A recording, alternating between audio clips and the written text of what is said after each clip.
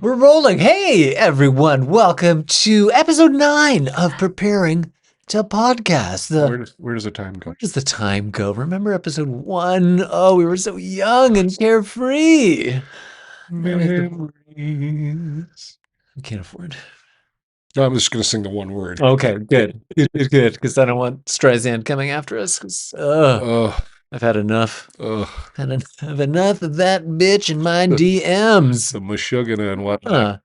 This, of course, if you're just tuning in for the first time, this is the non-award-winning podcast where two hilarious Canadian comedians bring in other hilarious Canadian comedians to talk about the state of the world and the industry and just, life in general. As always, I am the lovely and talented Ted Morris, and with me, for once, is the equally talented, if That must have been hard to say out loud for you. I was pinching myself so I wouldn't. All right, say my name now. Say my name. Chuck Byrne. Hello, My everyone. good friend Chuck Byrne. I have enough trouble with my last name without you adding the hesitation pause in front of it. Well, and I have to say the AI last week thought I was saying Chuck Brown. So Yes. I don't know if that's on the AI or on me, but that No, really was confusing our hearing impaired listener. Yeah, well, really what it is my unwillingness to go through the AI clips afterwards and correct its spelling. It's very obvious. Yes. Yeah, well, Or it's even context. Some of those just start in the middle of something, and you're just like, I wonder what led into this. It's interesting, I find, with the AI, we're using AI to clips for our podcast, but I find sometimes it'll just take a straight clip of but sometimes what it'll do is it'll take the clip and then it'll take like the last 10 seconds of it and put that at the front. Yeah. And so it kind of plays a little bit garbled. It was like they give you the punchline before they give you the setup type. Well, it's really letting you know how artificial that intelligence truly is. Yes. I describe it as it's like asking an autistic kid to do something for you. They will do it very effectively and very diligently, and it might make no sense at all. Yeah, and if it's not about trains, they're quickly going to lose interest. Very quickly. Move on to something else. Why do all these clips have trains in them? The red ones have a whistle. Our guests this week, we've got some powerhouse guests coming in. We do. Jeff McEnery. Yes. Of Letterkenny fame and number one in my heart. And Martha Chavez. Yes. Still on the run? Still on the run? I'm pretty sure she's convinced that whoever's in charge of Nicaragua is going to come and get her.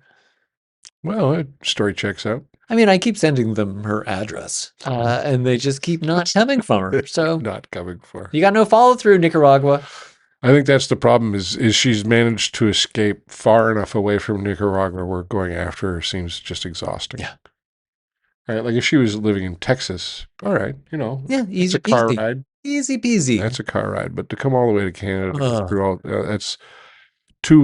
that's what, I don't know, probably like 6 border checks you're going to have to drive through and endless toll bridges. And that gag is not going to last that long. And then you're just going to have Martha complaining about being kidnapped for several days. I have been in the car with Martha for extended car trips, and I will say that she will chew through a gag very quickly. She is one of my favorite people to do a road trip with because I don't have to worry about maintaining my side of the conversation. No. Especially if she's just come back from South America, because then she's got stories to tell. Yeah. And then you just tuck in for some fabulous Martha stories. So I can't wait to see what stories she's brought to us this week. Very excited. Very excited. Chavez being here this week.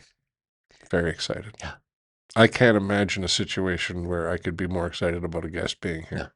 No, this is really the one I've been looking forward to most. And that's no shade on Jeff McEnery. No. A perfectly wonderful guest. I mean, ordinarily not someone you go to for a rapid fire conversation. He's kind of a quiet fella off stage, but reliable. I will say that about Jeff. Dependable. More than we even really understand in this moment. Jeff is reliable. You can count on him. Unlike some other people who you might not be able to rely on as much. Anyway, it should be a fun episode. It's going to be a fun episode. Do we have any? Do we have anything to look up from last week? No, I We're don't pretty believe we smart. had anything that we were supposed to look up. Do we have any new policies? No, we do have one policy, and that's if we book you as a guest, you absolutely have to show up. All right, that feels like a It seems- weird policy, but It doesn't seem like a policy you'd have to explain. Yeah. But it is a policy, fair nonetheless. enough. Yeah. Understood. And as for viewer comments, we've had a few viewer comments. One from YouTube was that Stop.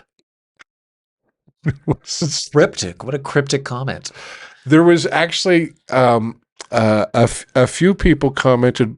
George Westerholm last week was talking about how when they first started out in comedy, this is back in the 80s, how they weren't really taking it seriously, and they'd go out west and everybody was very casual about things, right? And it was back in the days when the police would circle the building, travel around. Yeah. I really like that as a background side effect. It's for our very podcast. soothing. It is very soothing, but in the way it lets people know that this is a dangerous podcast, that at any moment could be busted by the po-po. Yeah. But anyway, there was a comment that was a little upset, saying that there were plenty of comedians in Western Canada that were taking things very seriously back then. And the commenter mentioned Carrie Talmadge, Okay. Craig Campbell, Okay. and Bobo the carnival clown? a third, Alan Park. And while I agreed with the commenter's view that those were three very hardworking comedians, they are. Carrie and Al are both sadly dead now. Yeah. Craig Campbell's over in England, so Dead to us. dead to us, exactly. And they all were very hardworking comedians. But you're also talking about a time that was 10 years after the time that we were talking about. And so just, So we reject your criticism. Well, is what you're saying, as we normally do. I greatly appreciate the comment because I think the spirit of the comment was very much right. It was just the time frame that we were talking about might not have been as relevant in the clip that they were commenting on. I will have to find out where the giant, my partner, made his comments, because he provided some feedback apparently, which he did not share with me. Oh, really? But apparently it was there were bullet points. And I think he left it on Instagram somewhere, so we'll have to dig that out and see. We'll have to. He left a series of bullet point comments. Oh yeah, he took his proper constructive criticism. I mean, how constructive is any criticism? Any criticism, really?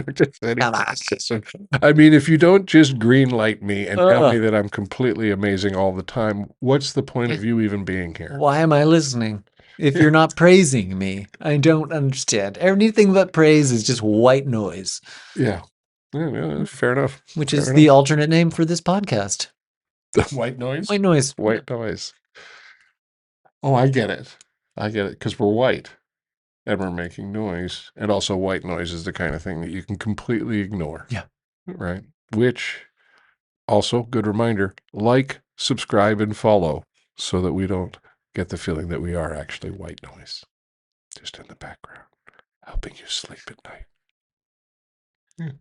Should we get to it? Let's get to it. Let's get to the episode. Here we are eating ribs. We're just two guys, just two dudes, Just a couple of fellas, just a couple of gentlemen, and we have fabulous guest. Yes, guest singular guest.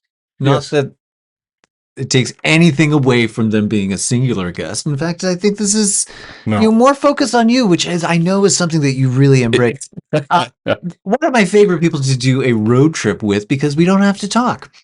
You might have seen him on Letterkenny. He's the winner of the Great Canadian Laugh Off. It's Jeff McEnery, everyone.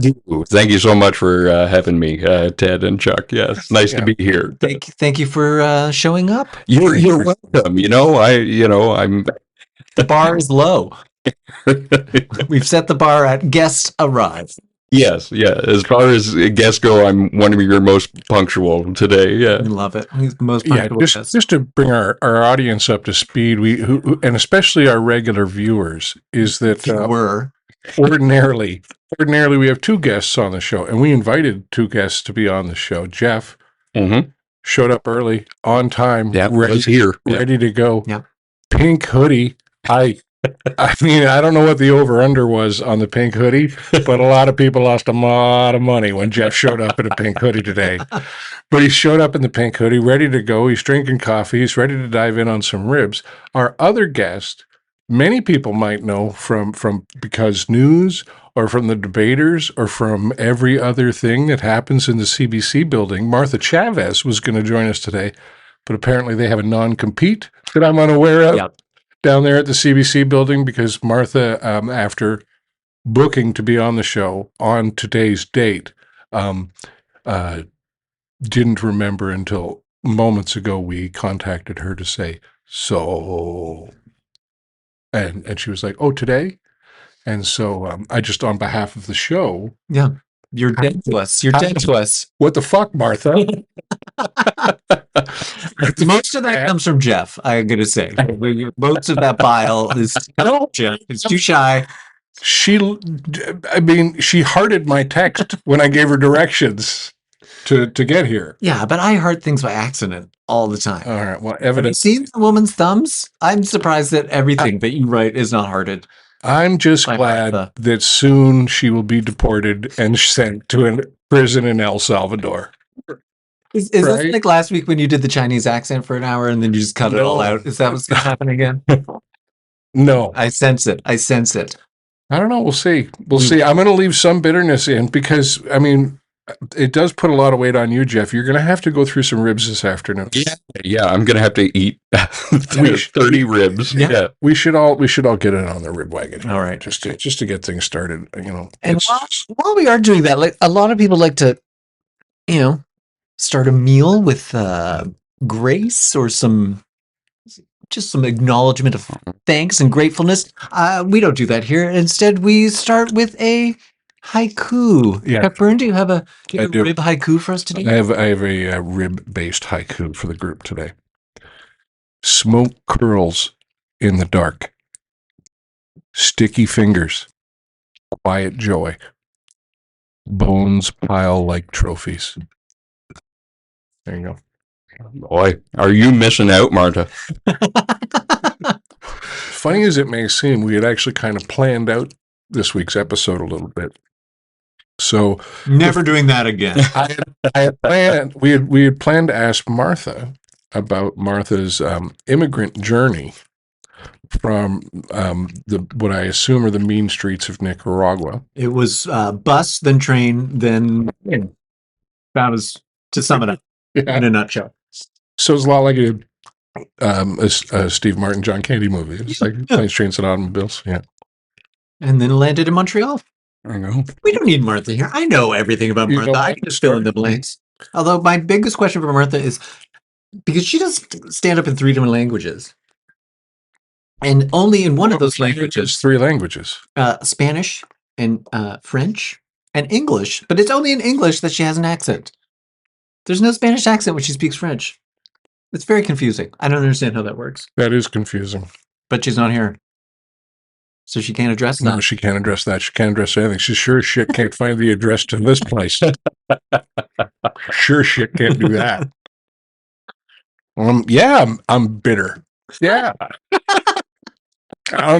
Well, Why would you be surprised that I'm bitter? you're hiding it very well. And you're not making it awkward for our wonderful guest.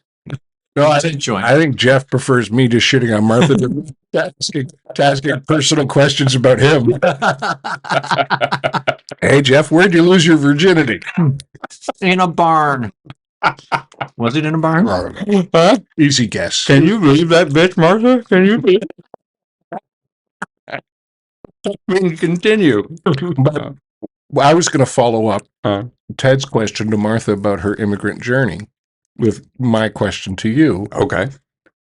about an equally harrowing immigrant journey from Acton, Ontario. Yes, Martha was bus, train, plane to Montreal. I was go bus, go train. Go bus, go train. Yeah, I took the go bus from Acton, got into Union Station, had to take the go train up to Kipling, and then went to Humber for comedy writing and performance, with the dream of one day eating ribs in Chuck Burns' living room. Okay, well, there you go. This is 21 years, but I pulled it 21. off. Cross it off the list. Cross it off the list. And now the problem is you're going to be empty-hearted because now what's your dream? Yeah, what's next? I have no more mountains to climb. Just downhill. That's it. Chili in Jerry D's basement. That sounds like a euphemism. Just a bowl of chili in Jerry D's basement. Yeah, that's what I hope for. But yes, you had a question, Chuck. Sorry, I got. Well, just about. Did you move to Toronto when you did Humber?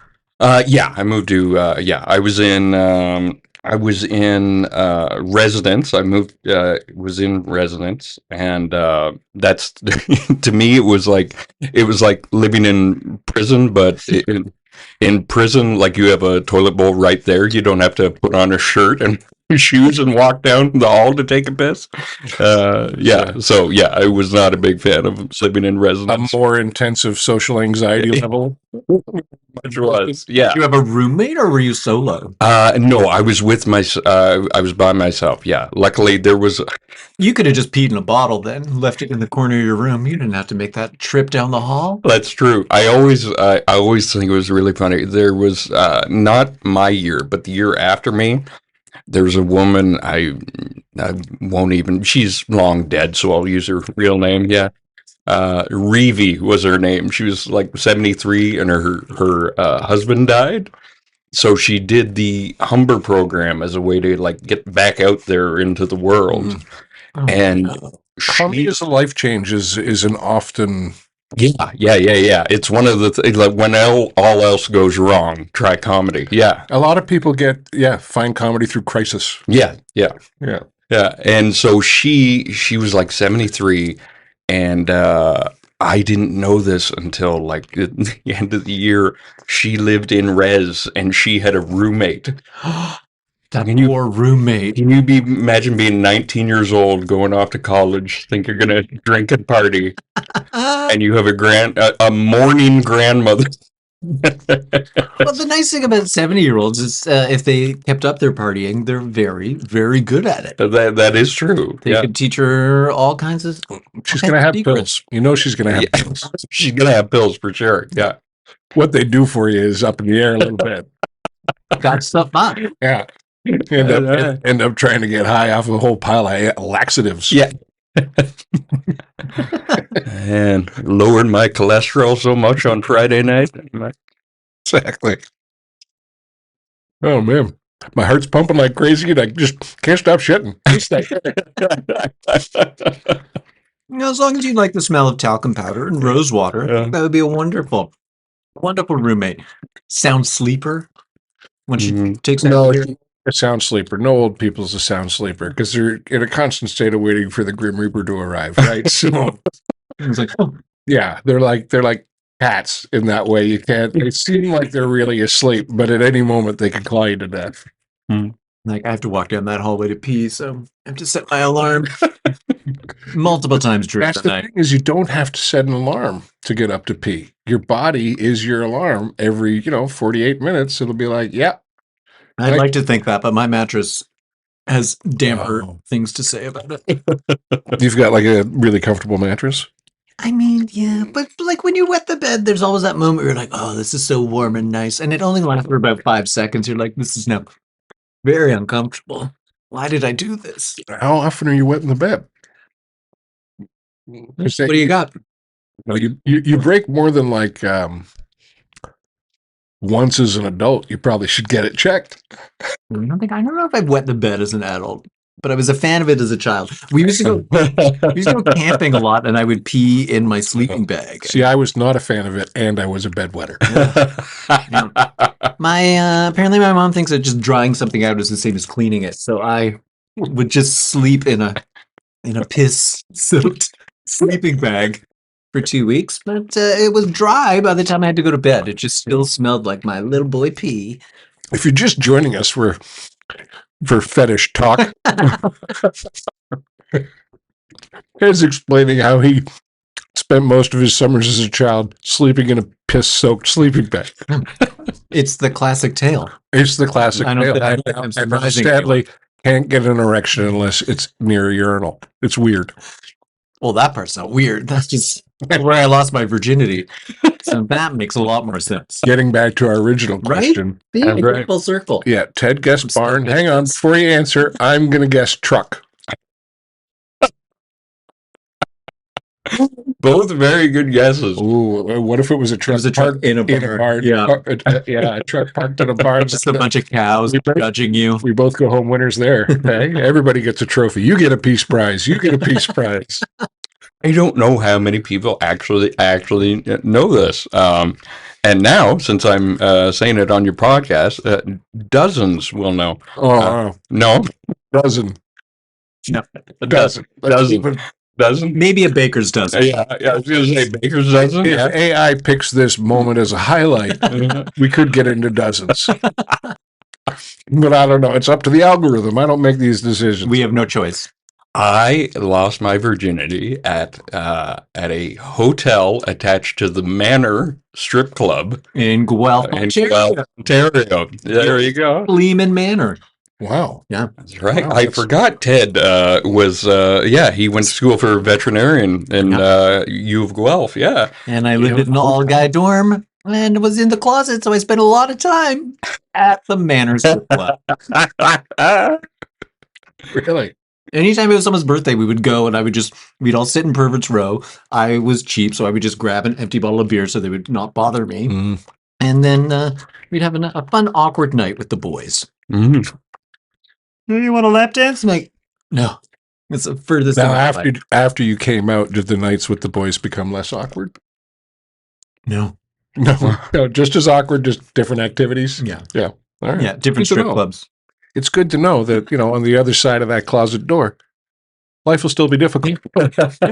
They say it gets better, and no, it really doesn't. You just have a better view. It's get better for others, not for you so much, but Yeah. for others, it gets better because they don't have to put up with all the anxiety of you being in the closet. Right? Because they don't want to accidentally spill the beans. That's something else we could have gotten into Beans. with Martha. Spilling If she had beans? shown That feels racist. Well, yeah. I Very on brand. spilling beans. No matter how many times you fry them, they're still Mexican. I'm having a lot of fun being casually racist on our show now. It's not that casual. I was going to say, it seems more overt Yeah. than casual. Feels very Hey, blatant. look, I'm just trying to stay on brand or trend. Trend was the word I should have said. Yeah. Brand means that I'm known for it in Yeah, some way. brand is more accurate. It is more accurate. Go with your first instinct. Ted, can you tell the story, speaking of you at Guelph? Yeah. One of the stories I love that you told me was there was Aggie night, and then a group of you and your friends, you had a brand that was similar to Yes. Aggie night, and the Aggies were not happy about it. Guelph, University of Guelph, a lot of agricultural students there. And on Wednesday nights, they would have the Aggie Pub in the University Center basement. Okay, so Aggie is agriculture. Agriculture. Yeah. Okay. There were Dippers, which was a 2-year diploma in agriculture, but it was just a 2-year diploma in drinking rye. You know? Yeah. Just drinking rye and putting on weight. So this is, hang on, just to be clear, this is like book learning for farmers, yeah. taking Yeah. an agriculture program. Yeah, Okay. yeah, teaching cows to read and stuff like that. Well, it's just, seeds goes in the dirt, right? Yeah. Yeah. It's So, just yeah. stuff you'd want I to had cover. several cousins who were Aggies, took agriculture at Guelph, and yeah, it was exactly what Ted says. You just drink for a couple of years, like That's you what it don't is. a diploma to know how to milk cows. They've been doing it since they were 7 years old, anyway. Yeah. Okay. I did go to an Aggie pub too on my 19th birthday. I barely remember it. We popped into the Aggie pub and did some two-stepping. But then when I came out and we were doing stuff with the gay student group, we would have what we called faggy pubs that were a combination of like, That's one of those you can't use that word against us type. well, the Aggies took so much offense. They're like, oh, you're making fun. They would call up like the gay student group, like, oh, we're gonna fucking kick your ass. They were so mad. They're like, we're kind of making fun of ourselves. And they're, "Ugh, we got you. I loved our Hey, faggy pups. Hey, they grow our food. Yeah. God bless the farmers. God bless the farmers. Ignorant fuckers. No. Just the ones that were in the closet. Just Those were the extra mad ones. Just the ones that couldn't make it here today. Like, I see your cowboy boot tapping in the bathroom stall. I know what's going on. That was my favorite bathroom stall story. Was that American The senator? wide stance. The wide stance. Yeah. Wide stance was that was the best non-excuse I've ever heard. Maybe I just have a wide stance. Wide. Yes. My shit's coming out sideways, so I'm really gonna. So you can tuck like 3 guys in there. You get a nice wide stance. We didn't have dumb North American bathroom stalls where there's like 3 feet of empty space in them. Oh yeah. Just enclose me in a box with my own sounds and my own smells, and no one has to know about that. Every once in a while, you'll run into like at a hotel or something like that. You'll run into like a stall door that is like a door. Yeah. It's like I'm in my own sealed cubicle, and I will take my time in there. I will take my time. If I'm not in a hurry, then I am not in a hurry. Just because it's so rare to get that level of. I'm in a constant state of who's looking through the crack and what's coming. I feel Even very in your exposed. apartment, you can just lock the door, and then no one's gonna. I just feel very Come in. exposed in the traditional North American, a lot of gaps in its stall. I don't feel. I feel because Did something happen? Is this Yeah. over the years, a lot of things have happened. Just be honest. Over the years, a lot of things have happened, but one of the things. Okay, you really need to get a bidet. Oh, By the way, yeah. I'm just going to argue that. if you're having shotgun blasts, I highly I'm recommend. not saying that that's like all of that I encounter every piece of hardware. The in only every- thing I've seen you eat for the past 2 months is ribs. So I think you need some. Yeah, but you're here on a limited window. I assume this is all you eat. No. Friday's brisket, right? Friday's brisket. And then Saturday, a lot Leftover brisket. It's a lot of leftover brisket Yeah. on Saturday. And Jeff's moved to just nodding. He's like, Jeff's going to nod his way through the rest of this audio track. I've never been more jealous of Martha Chavez in my life. I've never. Why didn't I just not show up? Why didn't I just? You didn't know that was an option. Yeah, I really didn't. Oh, yeah. No, I totally had it. It's Thursday in my Did you think it was Thursday? Was that calendar. Yeah. No, I knew it was. I knew it was. No, you were here. Yeah. Yeah. Now I lost my virginity to a stripper, and I know you have consistency issues with your shits. Yeah. I Was feel it? those are equally valid points of view. We didn't get I didn't know that was the Who. Oh, you didn't know that. I assumed that was the Who. I was Who else wants to go to the hotel next to the manor? Thank you. Yeah, but he's living out in Acton, right? So he Yeah. probably doesn't have a hotel in Acton he can go to. There was the possibility that him and his girlfriend had booked a room at the hotel. Honey, what do you say we go to the strip club hotel? Yeah.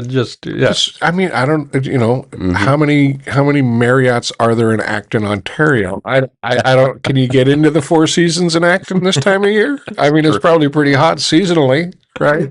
That's true. No, yeah, we very much like Ted. We used to go to the manor all the time, and then a couple of my cousins started working there, and that kind of killed the vibe. Yeah, so awkward. Yeah, we stopped going there after your that. female cousins. Yes, Yeah. yeah. Because they're like, we can't let them know that we're bad tippers. Well, it was just a different story if one of your cousins, like your cousin Bob, is working as the doorman at a strip show. That's kind of a dream when you're a teenager. Yeah, But when your female cousin that you're going to see at Thanksgiving is taking her clothes off there. We give thanks to cousin Joni's tits. It was 2 of them. Yeah. Well, most What? women have 2 tits. Cousins are two. Right, I got you. I'm a little slow when it comes to the female anatomy. You're not going to make a lot of money in the novelty market if you only got 2 tits. I don't know. I saw a lot of strippers at the manor that had like a bit of a limp. There was one that had hair. From the back, she looked like my roommate. And everyone's like, oh, she's really hot. I'm like, she looks like Neil. She's got broad shoulders. It's really taking me out of this. There's also a women's lacrosse team. All right, it's not just for the fellas anymore. We went with a guy one time, and this is how I knew there was more socially awkward people than myself. Like even when I was like 19, I was like, I'm a bit fucking awkward. And we went with a guy named Lucas Green. I'll say his name. And we walk in the manor, and there's a stripper on stage. Not one of my cousins this time. Boo. Yeah, Just You're like, I'm leaving. beautiful, big-breasted lady swirling around on the pole there, and Lucas Green he assesses the situation. And he goes, "Oh, they got small tables in here." And that's how Lucas came out. Yeah. The decor in the strip club is small tables. the lighting is unflattering. I don't think I'm going to be able to order the nachos and the wings. It is cramped in here. You order food at strip clubs, or you? You can, but I never have. Yeah. That's my dad. Anytime he goes to a strip club, he's always claiming, he's like, "No, we're just there because the lunch buffet." It's so good. Oh, Montreal, we used to, I went to McGill very briefly, and McGill, our thanks. fraternity used to have our weekly meeting at Club Super Sex because it was You were gross. No, it would cost you $7. And you went down there and you tipped the doorman $2 to give you a seat. Essentially, it was just $2 to the doorman to let you into the place. But it was a free lunch buffet. It was Chinese food, delicious, and naked ladies. And you had to buy one beer, which was $4.50. So you paid $5 for that. So for $7, you got a beer, all you can eat buffet, and naked women. I mean, what world do you live in where that isn't where you want to eat lunch every single day of your life? And were people taking minutes at these meetings that you were having? Fraternity? It was a fraternity meeting. It was, we all got together and Treasurer? somebody told a story about who threw up on pub night last week, and that was about it. It wasn't, they're not like, You calling it a meeting is really overselling what. well, by calling it a meeting, you'd be able to get everybody to show up. Yeah. Can you just like, If you said, hey, we're all going to Club Super Sex for lunch on Tuesday, it sounds like you're really not getting a lot done in your life. But if you say, hey, brothers meeting on St. Catherine's Boulevard, you better be there. Well, there you go.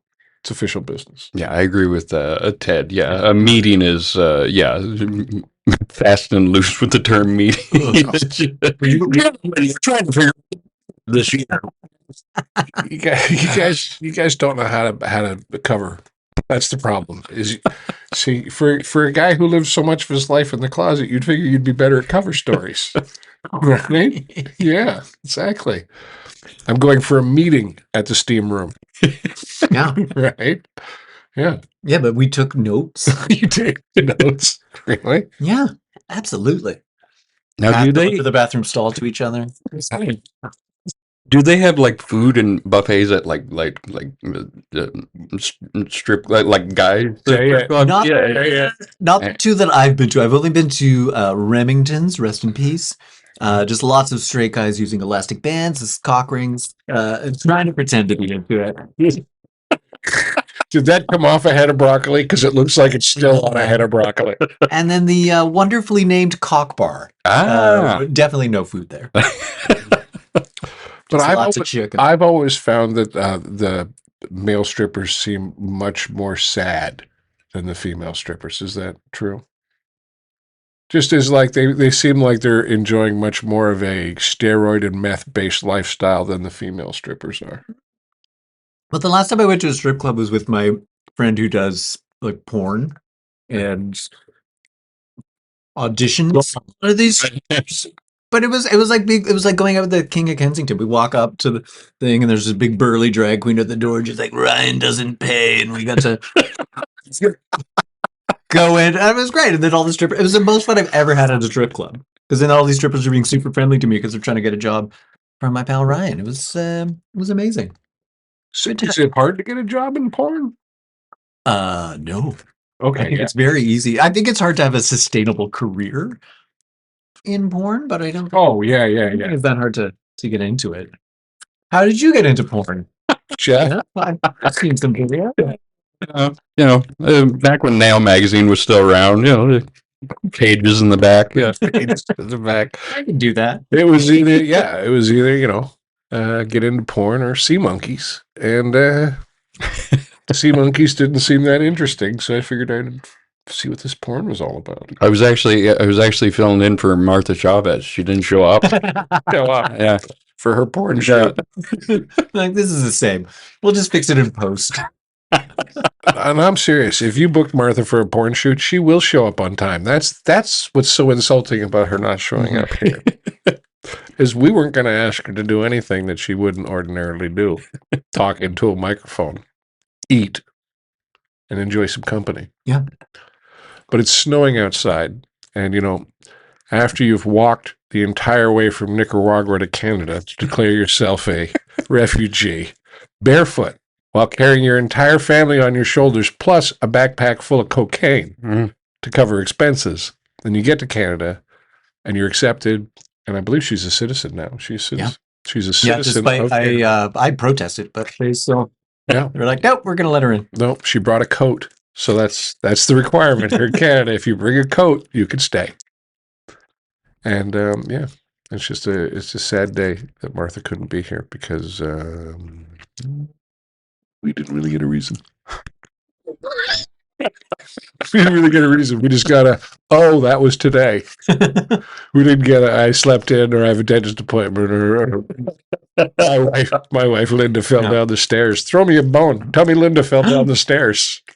Nothing. Just, totally forgot about the thing that's really important to you. It's a rib-based pun you threw out there with that bone. Yeah. Moving on.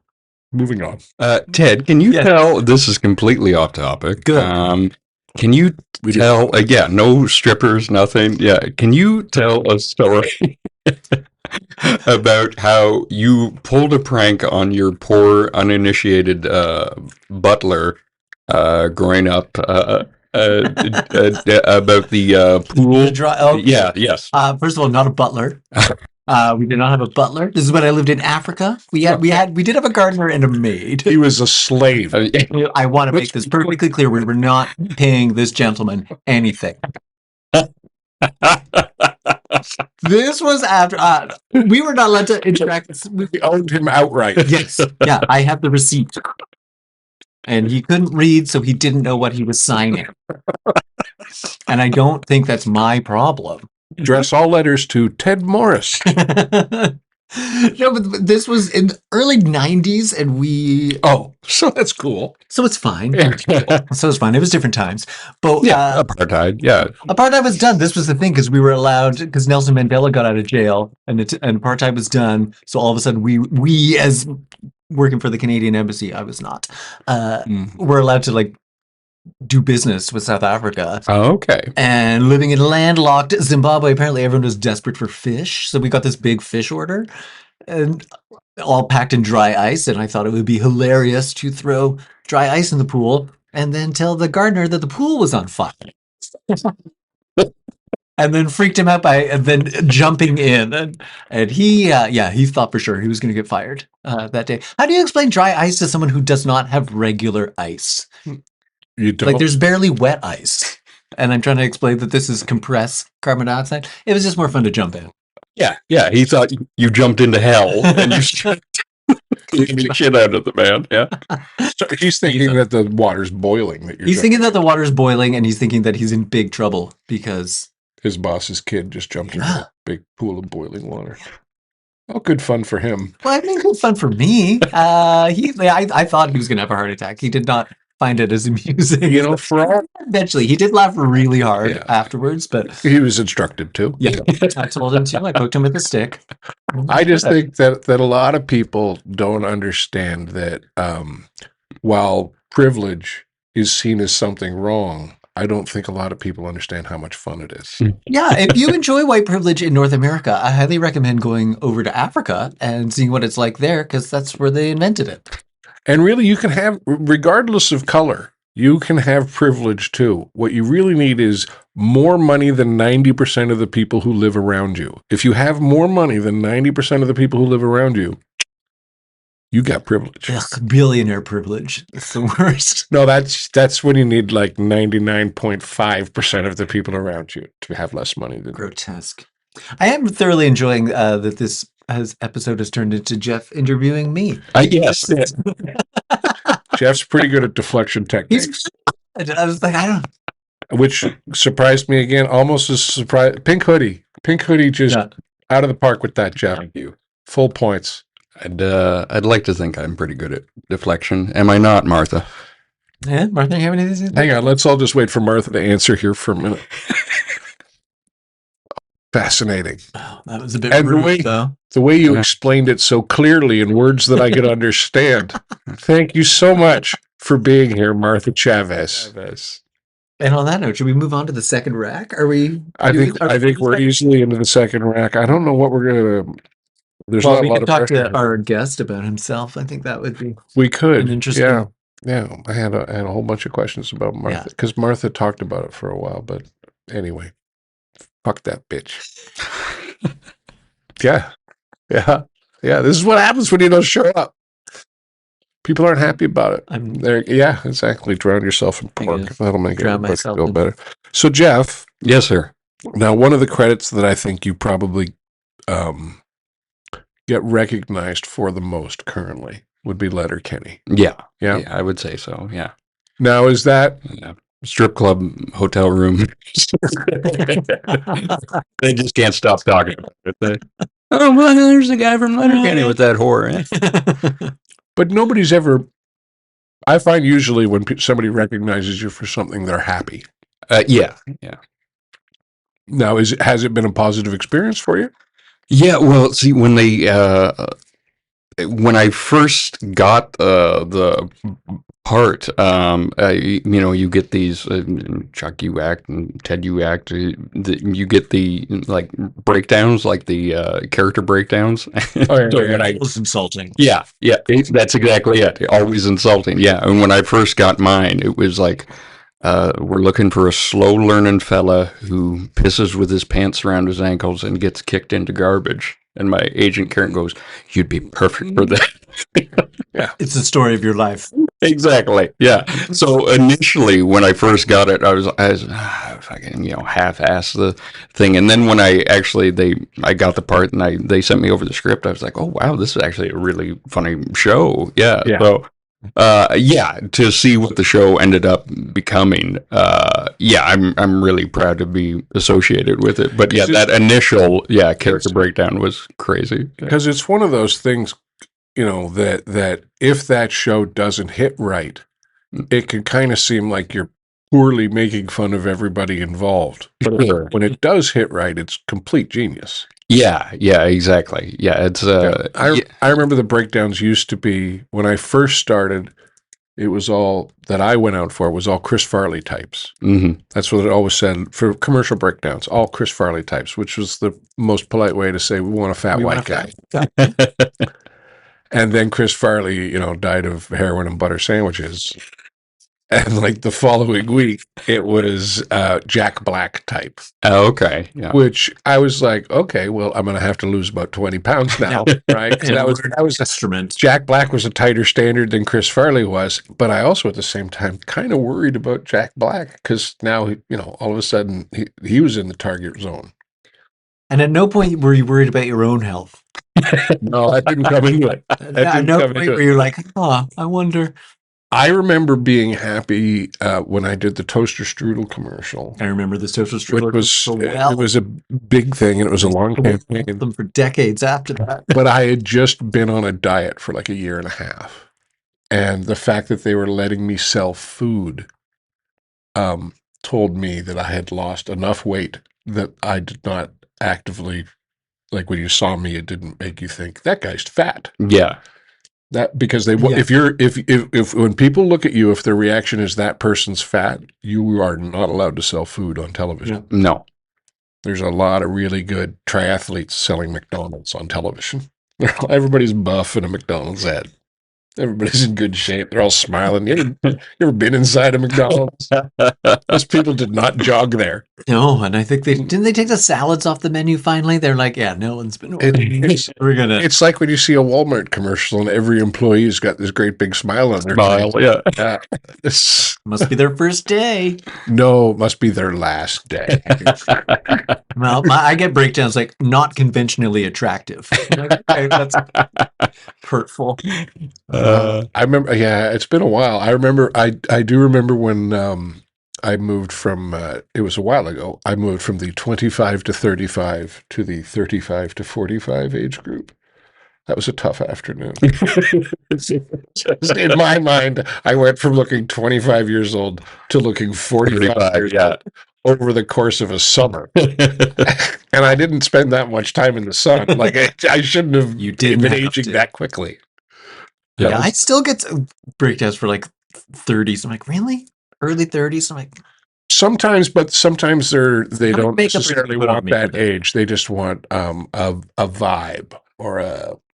I give no vibes. Yeah, they don't want someone who's too young I or make too a old. terrible first impression. I'm so bad at auditions. My favorite one is they get we're looking for a comedic type with an interesting face. Yeah.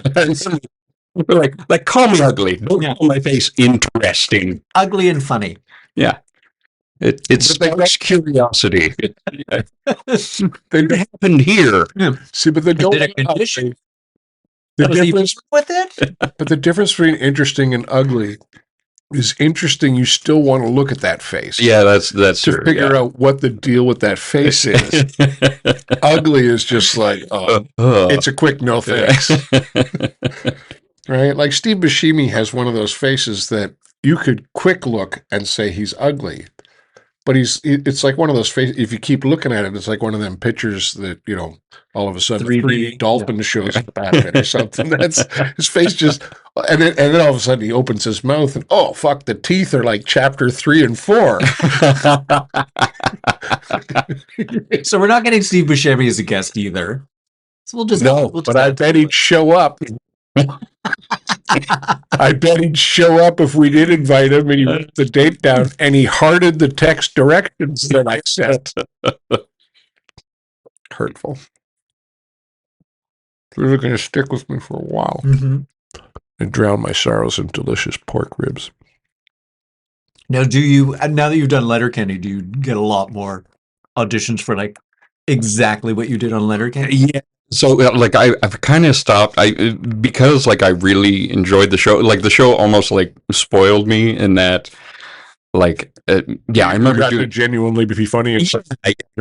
Yeah, and do like actual like dialogue and things like that. So yeah, after I did that, it was like, okay, like if these guys call again, like I'm there. But as far as like being a cat burglar on Hudson and Rex or like one of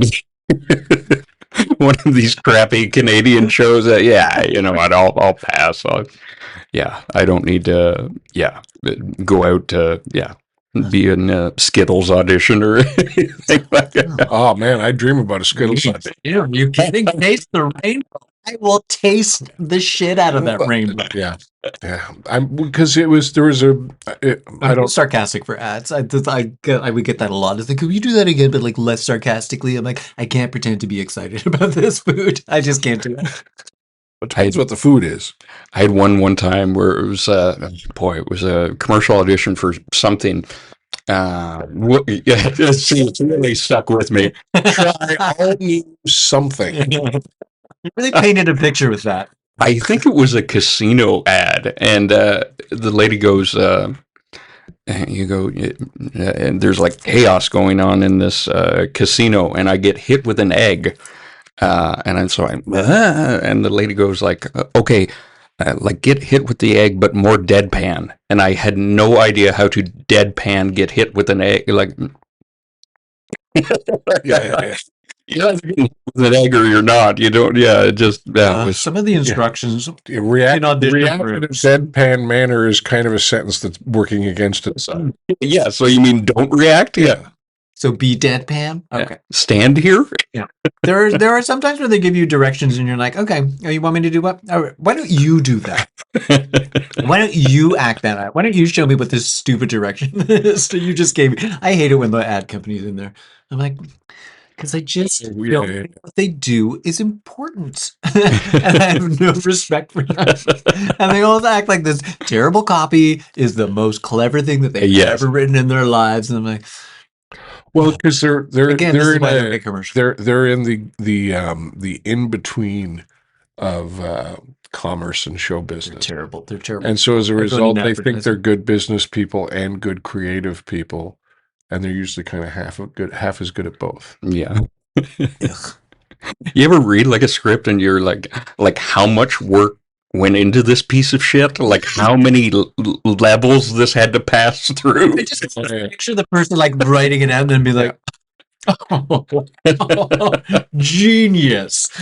I'm getting a Clio. Isn't that? I had that with a script revisions for a voiceover that I did, and they were deciding on the final draft of what this would be, and about half of it was I would call kind of creative talking about the product, and half of it was like direct informational. These are the points we need to hit in our commercial type of thing. And the number of people that were CC'd on the email was 23. Oh my God. and I thought it was incredible to me to like, okay, well, this is why it costs $6 million to produce a 30-second Home Depot commercial. Right? Because there's 23 people okaying the fall spectacular script. Like that's a lot of people to be involved. And like this was getting bounced back. Like people were making one-word revisions to it. And I'm sure because everybody wanted to make sure that they had a fingerprint on it at the end of the day. Yeah, they want to make sure their job's necessary. Yeah, you got to justify why you're CC'd on the email. It's like writing a hit song. It's like, I came in, I gave you one beat. Oh, yeah. Songwriting credit. Get me in there. Songwriting credit. I could go for some songwriting credits. I was thinking about getting the AI just to start cranking out some country songs for me. Right? I could just, you put in a list of things that you've lost, women that you've loved, and counties where you just barely got away. And just let the AI just start. A little bit of Jesus. Oh, yeah. You toss in some Jesus. You got to toss in some Jesus. And then maybe sneak in a Muhammad just to mix things up a little bit. Right? Just all of a sudden somebody's humming along in their F-150 and they think, am I humming along to Muhammad gonna save my truck? Right? That's how you convert people, inadvertently. That's how Ellen did it. Nobody had any idea she was gay until she told them. A woman in comedy in the 80s and a lesbian. Hang on, short hair. Heard of. Short haircut. She's not wearing a blazer. Multicolored vest. I don't know. No clue. We should do comedy spouse night. Invite a number of comedy spouses in. Hey, we could get your fellow over here. We could get my ex-wife. He wouldn't say a word. He wouldn't say a word. No, he would clam right up. Out of politeness or fear? Both. Polite Really? fear. Is he scared of you? Well, I should be at this point. If he's not, he's a fool. No, he's not scared of me. But he doesn't he doesn't want to be the center of attention. Because he's like what? He's like 7.5 feet tall. He's 12 feet tall and very scary. It was interesting. The other day I was thinking about this in that I was like, I often try to wonder about your dynamics in your relationship when I have free time on the toilet. And so I was sitting on the toilet and I was kind of wondering about your dynamic. And you are what, 6 feet tall? 5'10". 5'10", and he is 6'7". 6'7". And so what I was trying to do is put that into my reality in that, like, you are his tiny Filipino wife. I very much am. Yeah. Except I imported him. He's the foreigner. He's the foreigner. He's the foreigner, and he comes from the United States. Comes from the United States and does not want to go back. Well, no. I mean, although, he's pretty tall, so I imagine people don't hassle him too much. No, he only just in his 50s realized that he has not only white privilege and male privilege, but like tall Tall privilege. Yeah. privilege. And he didn't realize he's got a resting, like, I'm going to punch you in the face. This is like homeless people never bother me for change. Like, because you walk down the street with your sunglasses on, you look like you want to punch every single person that you walk by. Well, and also No one's going to mess with you. everybody's staring at the underside of his chin. That's what he doesn't understand. That's 6'7" is like He's using it for good. There were some very fruity youths on the streetcar one day on the receiving end of some homophobic comments. oh yeah. And Jeff's like, what did you say? And of course, people turn around and they expect to see a face, and they're just confronted with his chest. And then he got this guy to apologize. Oh really? I mean, like, apologize and then get off the streetcar. That is the great thing about being that that much bigger than everyone around you is nobody wants to challenge it based solely on like mass. It's great. We went to a counter protest one time, and we were just like gathering, again, tiny little fruity people. Just remember, they're like, yeah, come, this is a safe. Do you know any big fat queers? Yes, I do. all right. They don't need help. It's the tiny little ones. Queers don't need help. They need help. At one point, Jeff started a shame chant, which he was very. When you're at a protest and you start, like, you chant something and then it gets picked up. Oh, the satisfaction. Yeah. And then you're like, oh yeah, I was the first guy to say hey, hey, ho, ho. So A lot of people don't know this first guy to build the wall. That was me. Yeah. Build the wall. I was in What's that mean? Chinatown, so it was a different context, but it really caught on. Were you doing the voice? Were you doing Nah, the racist Chinese voice? I was just hammered. And So yes. saw some Yes, guy in a yes. Mao jacket and just started screaming, "Build the wall!" It's really funny. Read books at him. It was Yeah. a wonderful day. Well, you get deep into the sake one night, and all of a sudden you're in Chinatown. You're like, hey, wasn't I at a sushi restaurant? And the whole thing becomes very confusing. I don't care for the way you deadpan stare at me and make me feel uncomfortable. I'm just trying to pretend that I'm being hit with an egg. That was it. That was the answer I was looking for. Yeah. Yes. You do know how to put a bow on things. I'll say that. It's true. Very much, very much. Well, I don't know if we have anything else that we wanted to get to today. No, do we want to do our new segment, Bone to Pick? Yeah. Oh, okay. I think I have mine already. I think you do. Yeah. Yeah, we have the idea behind this is just to give people an opportunity to complain about something. Okay. Yeah. So do you feel that you have a bone to pick with anyone or anything lately? Feel free to aim it at Chuck. I mean, Yeah. just because you're our guest, don't hold back. That's a good point. Okay. Can you do yours and let me think of something? Is that My bone to pick would be people who make arrangements to come onto a podcast, confirm their arrangements to come on the podcast, and then when you say, "Hey, you're 40 minutes late for the podcast," go, "Oh, was that today?" That's my bone to pick. Oddly specific. I just think that they should have graduated licensing, and if you get your driver's license in the summer, you're not allowed to drive in the winter. If you want winter driving privileges, you need to show me you can drive in the snow. Otherwise, get off the road. That'd be good. You have to drive a rear-wheel drive car up a hill in 3 centimeters of snow, because half the city of Toronto cannot do that. okay, I got one, and I was just reminded of this because I flew to Winnipeg bragging. Yes. Ooh, okay. How? My ancestors had to walk. I am so annoyed. I was in the exit row, and this sounds like a bit, but it's not nearly funny enough to be one. Well, whose act is it going in?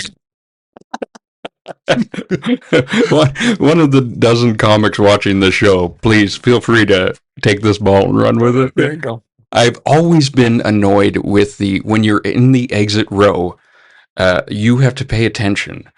And they say, okay, now when in case of emergency, in case the plane goes down, do this, do this, do this, do this, do this.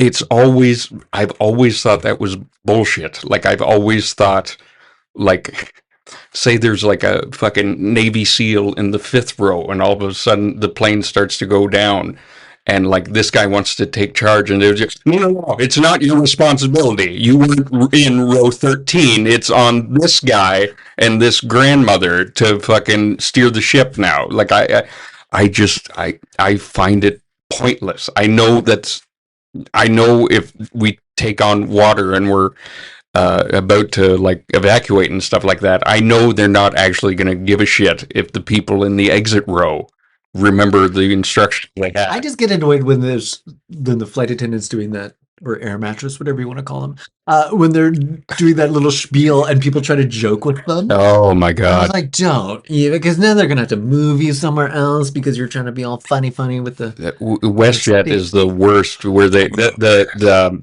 stewardess who always does the tight five off the top. Yeah, There are a lot of amateur night. Open mic WestJet flight. Yeah. I get more angry at the people laughing at this. yes. You don't those to them. Yeah. Those are on our way to lost wages. Those are the people that when Tim Hortons comes out with a flatbread pizza, try it. Right? The people laughing at those WestJet jokes are the same people that are trying the flatbread pizza at the donut shop, and they're not doing anybody a service. If you don't laugh at the joke will go away. Yeah. Right? People stop telling it if it's just met with uncomfortable silence by everybody. I promise you the joke will go away. As will the flatbread pizza at the donut shop if nobody buys it the first week. I don't care if they give it to you free with a cup of coffee, throw it back in the little window, don't take the pizza from the donut shop. It just bothers. They're going to keep trying. If they sell 100,000 of these pizzas in 3 weeks, they're going to be like, all right, well, we didn't lose money on the deal. Let's try Hawaiian this time. It bothers me that people stay in your goddamn lane. I feel like that was your bone to pick. It was my Tim Hortons Pizza, another sponsor of the podcast. Another sponsor of the podcast. Tim Hortons Pizza and Martha Chavez. Two things that'll let you down repeatedly. And that was it. That was it. That was episode 9. Huge thanks to superstar guest Jeff McEnery. Yes. For dropping by. Yes. And apologies to Martha Chavez for pointing out numerous times that she didn't bother to show up this week. She felt bad. I'm sure she feels bad. Yeah. Hopefully she'll feel worse when she sees the episode. She's never going to watch this. That's probably for the best. Probably for the best. I was a little harsh on Martha. I love her, but... She's had it coming. You don't show up, I'm going to cut you, man. I'm going to cut you deep. I'm going to cut you deep, going to cut you long, and you're going to remember it because I'm going to remind you. Yeah. Well, at least we know what's going to be on Martha's Christmas card this year. Hey? Empty envelope. That's what we're sending over to Martha's. You're going to waste a stamp on an empty envelope? Actually, I'm thinking about, I'm going to FedEx it over. You're a high roller. I'm going to FedEx Martha an empty envelope for Christmas. Because you can't put a price on pettiness. No, maybe a void check. Maybe a void check so it isn't an empty envelope, just a void check to like $80 million void check. Or just the bones of the ribs we ate today. Ooh, that's a good idea. We should hang on to those. Hang on to those. We could build a diorama of her empty chair at our podcast recording. Well, I saved Jeff's bones, and I'm gonna sell them on the internet. Be like Letterkenny Nibbles. Letterkenny Nibbles. That sounds like a delicious treat you could buy at a gas station. Yeah. Absolutely. Get a Mr. Beast bar and some Letterkenny Nibbles. And some bedroom bully pills. I don't get the Mr. Beast, like some of the directions. I get that he's doing shows on Prime. That seems like a logical next step, doing kind of game shows on Prime. Yeah, I know. I didn't get the the leap into delivery food and snack foods. The snack foods make sense for the gamers. Yeah. But delivery, like Mr. Beast delivery food didn't. I don't understand the correlation between YouTube star and food delivery. And that's why we're doing a podcast in your living room, and he's a millionaire. I think he might be close to a millionaire. He's giving away like $5 million on Prime. Yeah, there's bodies in that basement. It's His body's in the basement. I find it pretty amazing some of the legitimate huge media businesses people have made now that started with like unboxing videos on YouTube. Oh yeah, but I found out that there were like millionaire 6-year-olds just doing reviews of toys and unboxing videos of toys. Yeah, Like, well, I mean, there's never wanted to punch a child more, and I often want to punch children because if But- you met children, punchable. I've met I've raised and Produced your own punching bag. I've raised and reared children, although never hit them. I don't rear children. That is a rumor that we need to quash and squash. Well, or at least not discuss. Yeah. Yeah. Let's just take it as read and just move on. Come on, grow up, everyone. Grow up. It's all part of growing up. It didn't do me any harm. Mark me down for already donated. Yeah. Yeah. So yeah, wonderful guest this week. Well, wonderful guest this week. And Jeff, who is a guy that you wouldn't want to have to burden him with extra questions in an interview. Really, I think stood up. We found out some very interesting things about Jeff, particularly in regards to his virginity. Yes, he shared 2 facts with us, and then we ignored him for the rest of the. Well, he interviewed me, which was wonderful. That was good. He did a nice little turnaround for that. Yeah, That was I good. appreciated that. It was excellent deflection technique. Good work, Jeff. And who do we have coming up next week? Next week, our scheduled guests, I'm going to have to say that now because before I just assumed that they would arrive. Now that all those assumptions have gone out the window. Thank you again, Martha Chavez. Our scheduled guests for next week are Lori Elliott. I love Lori Elliott. Everyone loves Lori Elliott. She's just plain wonderful. And Dave Hempstead. I love Dave Hempstead. Well, not everyone loves Dave Hempstead. And I understand. I do. And that's good. Dave's a wonderful person. He's a wonderful man. And you will recognize both of those people from many appearances on TV, both telling jokes and just generally being funny on things like The Debaters and stuff like that. And you might recognize Lori Elliott's unique and wonderful voice from all her cartoon voice acting stuff. She does a ton of that stuff. A ton of that stuff. Yeah. She's amazing. That's very good on the microphone, and we will share some of that with you next week. She will not be eating any ribs, though. No, she will. She is going to also be our first vegetarian guest, and I've been debating a vegetarian option. What the do you know if she eats dairy? No, but let's find out. Okay, we have to find out because I'm trying to think of a food that will meet her dietary requirements, but also still handicap her in the way that eating ribs will, in that it will occupy your hands. Okay. It can possibly be messy. I was thinking perhaps a like a child-size ice cream cone, right? Because it's kind of a little bit sloppy. It makes a little bit of noise and it occupies your hands. Corn on the cob? Ooh, corn on the cob would be good. I mean, I wouldn't want to make someone eat corn on the cob, though, because when I eat corn on the cob, it's an exercise in dental floss for the next 6 months of my life. Perfect. I just you can get a dental floss sponsor. Ooh, a product that everyone buys and nobody uses. Yeah, a Dento tape. I don't like that. I don't like the Dento tape. They've got sticks and things. Which is, what am I, a caveman? It seems a little thick, like the big flat tape. It just seems like, floss seems much more of a precise tool. How big are the gaps in your teeth? That's true. Maybe Dento tape comes in handy for people like Dave Letterman or Jewel. Yeah, if you have a big diastema, if you can't keep a secret because you got a big gap in your teeth. Is that what it's called? Diastema, yeah. Really? Yeah. You can't just say gap in your teeth? I mean, you can, but it's more insulting. It's a very, I don't know. I know lots of words. You do, because that was a word that I don't even know, and I've read upwards of 3 Stephen King books, so I should know all the words. I am pretty much a one of them book learning dictionary. Yeah, dictionary. I'm like a dictionary for words. Oh, the dick wielding fairy.